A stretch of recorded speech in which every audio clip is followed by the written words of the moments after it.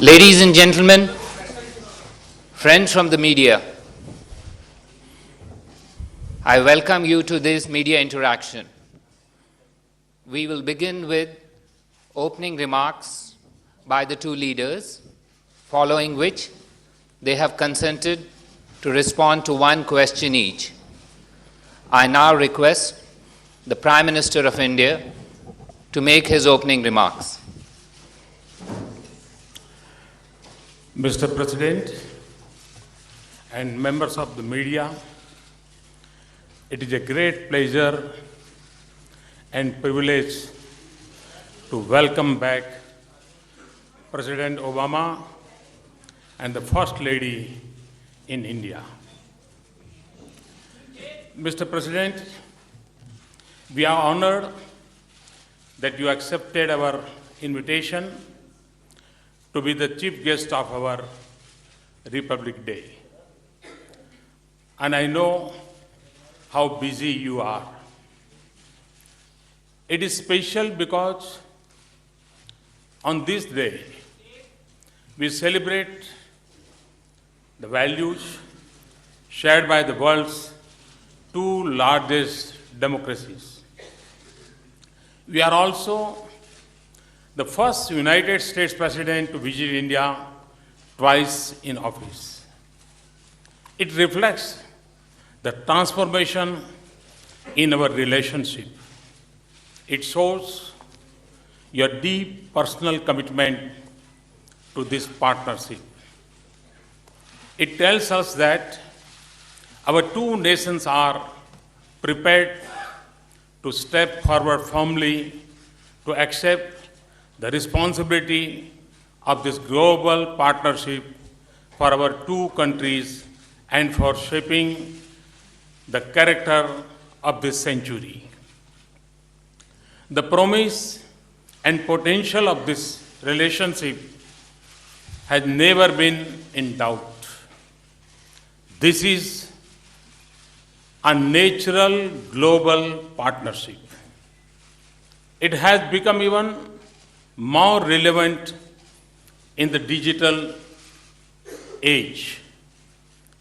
It is needed even more in our world for far-reaching, changing, and widespread turmoil. The success of this partnership is important for our progress and for advancing peace, stability, and prosperity around the world. From the turn of this century, we have begun transforming our relationship. But we have to convert a good start into lasting progress. This requires translating our vision into sustained action and concrete achievements. Mr. President, in the last few months, I see new excitement and confidence in this relationship. I see renewed energy in our engagement. Thank you for your leadership and for setting the tone last September when I visited White House. The civil nuclear agreement was the centerpiece of our transformed relationship, which demonstrated new trust. It also created a new economic opportunities and expanded our option for clean energy. In the course of the past 4 months, we have worked with a sense of purpose to move it forward. I am pleased that 6 years after we signed our bilateral agreement, we are moving towards commercial cooperation. Consistent with our law, our international legal obligations, and technical and commercial viability. President Obama has also assured me of strong US efforts in support of India's full membership of the 4 international export control regimes at earliest.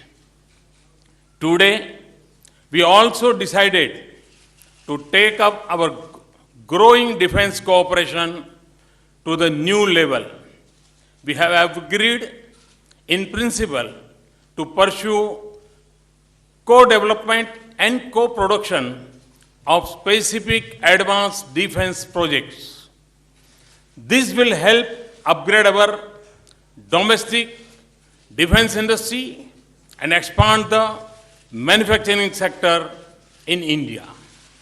We will also explore cooperation in the area of advanced defense technologies. We have renewed our defense framework agreement. We will deepen our cooperation on maritime security. Terrorism remains a principal global threat.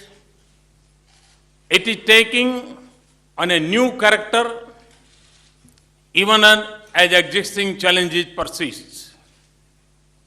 We agreed that we need a comprehensive global strategy and approach to combat with it. There should be no distinction between terrorist groups. Every country must fulfill its commitment to eliminate terrorists, safe havens, and bring terrorists to justice. Our 2 countries will deepen our bilateral security cooperation against terrorist groups, and we will further enhance our counter-terrorism capabilities, including in the area of technology. President Obama and I agree that a strong and growing economic relationship is vital for the success of our strategic partnership. Economic growth in our 2 countries is becoming stronger. Our business climate is improving. This gives me a great optimism about our economic ties. In addition, we have established a number of effective bilateral mechanisms to identify opportunities and also help our business, trade, and investment more. We will also resume our dialogue on bilateral investment treaty. We will also restart discussions on social security agreement that is so important for the hundreds of thousands of Indian professionals working in the United States. For President Obama and me, clean and renewable energy is a personal and national priority. We discuss our ambitions, national efforts, and goals to increase the use of clean and renewable energy. We also agreed to further enhance our excellent and innovative partnership in this area. I asked him to lead international efforts in making renewable energy more accessible and affordable to the world. President and I express hope for a successful Paris conference on climate change this year.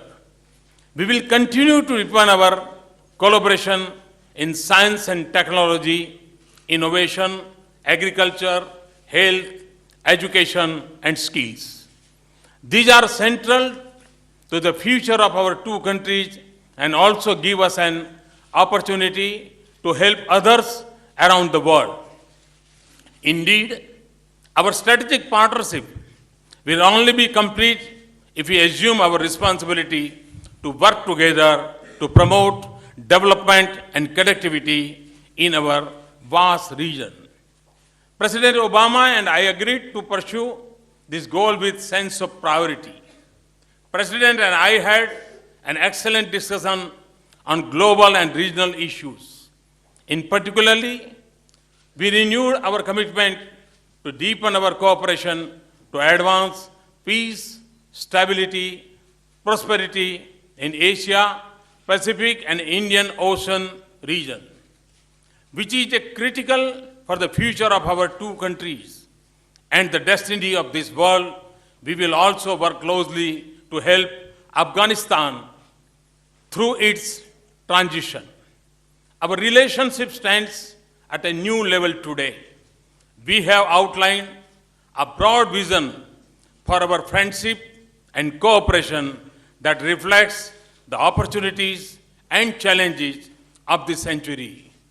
As Lord Buddha said, noble friends and companions are the whole of the holy life. We have decided to give this critical partnership a new thrust and sustained attention. For this, we have agreed that India and United States must regular summits at greater frequency. And we also established hotlines between myself and Barack and our national security advisors. At the beginning of this year, we start a new journey. Let me welcome you once again, Mr. President.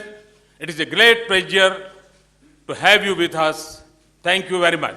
Thanks a lot. Thank you.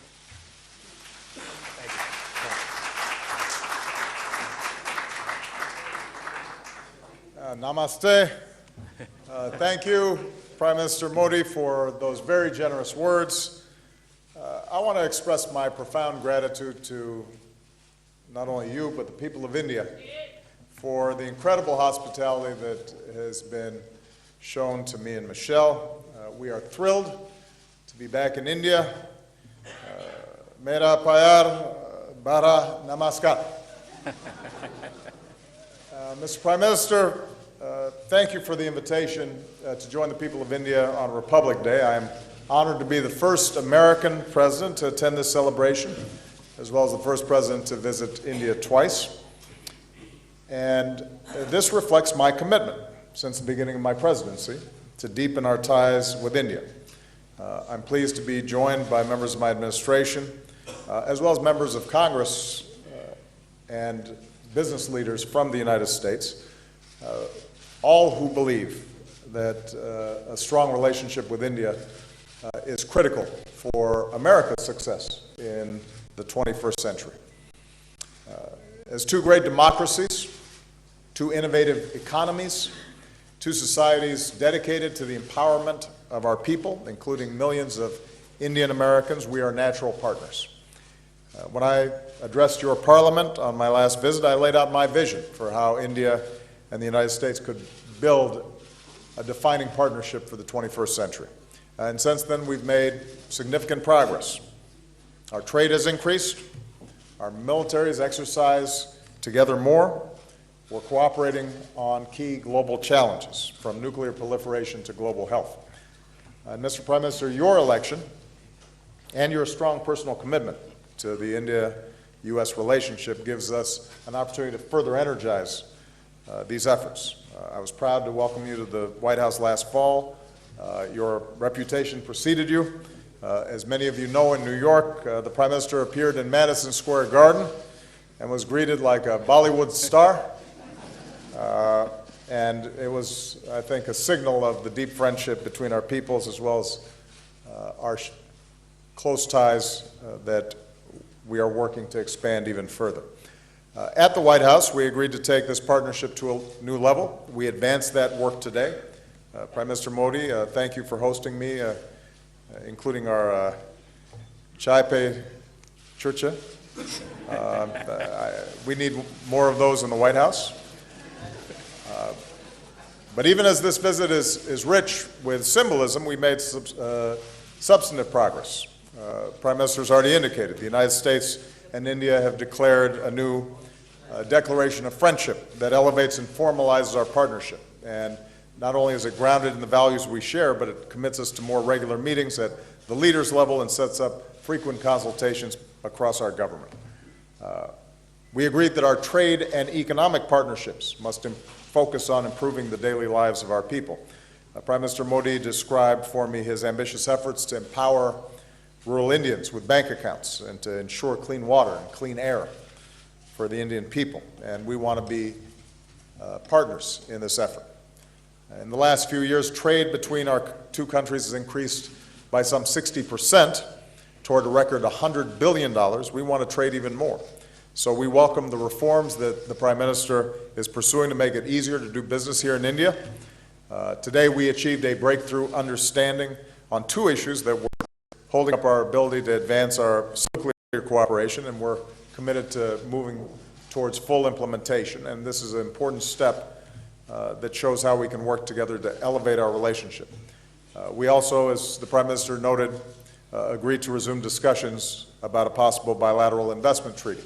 And we will continue to pursue export reforms so that we can advance more high-tech collaborations with India. I'm also pleased that we agreed to a number of important steps to promote clean energy and to confront climate change.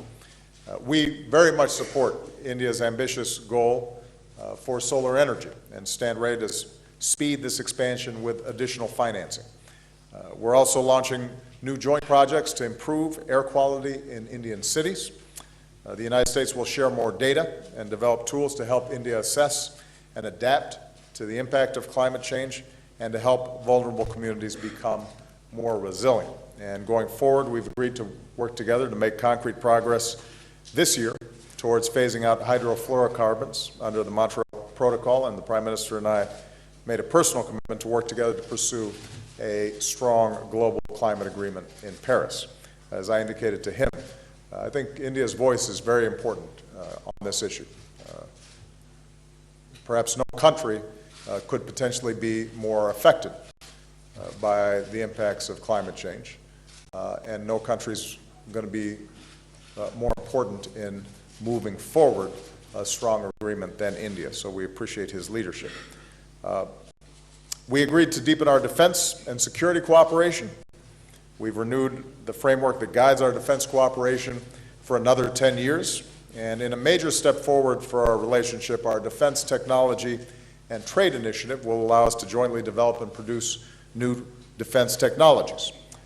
We've also agreed to a new vision for the Asia-Pacific so that we're doing more together to advance our shared security and prosperity in this critical region. I thanked the Prime Minister for India's strong counterterrorism cooperation and reiterated, even as America's combat mission is over in Afghanistan, we're going to continue to be strong and reliable partners for the Afghan people who have benefited from India's generous assistance over many years. I thanked the Prime Minister for his continued support for ongoing efforts to prevent Iran from acquiring a nuclear weapon and to arrive at a just diplomatic solution. And finally, we discussed what more we can do as global partners. I reiterated and reiterate to the Indian people today that we support a reformed UN Security Council that includes India as a permanent member. At the same time, we see India playing a greater role in ensuring international security and peace and meeting shared challenges. As a leading contributor to UN peacekeeping missions for many years, India can help the world do even more to protect citizens in conflict zones. We welcome India's leadership in combating diseases and promoting global health that advances the rights and dignity of citizens around the world. So, Mr. Prime Minister, thank you for welcoming me. I very much look forward to tomorrow's ceremonies, which I'm told are truly spectacular. I'm looking forward to a chance to speak directly to the Indian people on the radio and in my speech on Tuesday about what I believe we can achieve together. This new partnership will not happen overnight. It's going to take time to build and some patience, but it's clear from this visit that we have a new and perhaps unprecedented opportunity, and deepening our ties with India is going to remain a top foreign policy priority for my administration. So let me just say, Chule Sasas. Thank you very much. Thank you, President.